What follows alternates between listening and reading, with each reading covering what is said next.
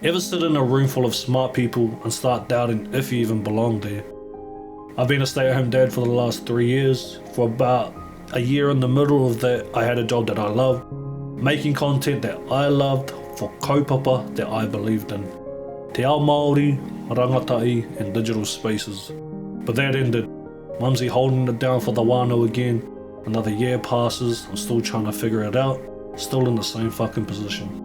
Then this opportunity popped up recently to work with some main like-minded brothers, no pay, no promises, just purpose. So we got into this 3-day wānanga.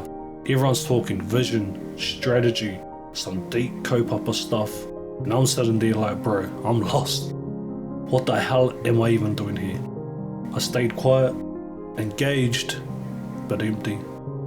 Then the bro calls me out respectfully, and I tell them straight up, I feel like I'm losing my reo Māori like I haven't been able to kōrero for so long, and I'm just trying to get it back. That's when I realized I'm not useless, I'm just out of practice. And now I'm here, showing up, sharing this, chipping away, getting my confidence back. One kōrero, one step at a time.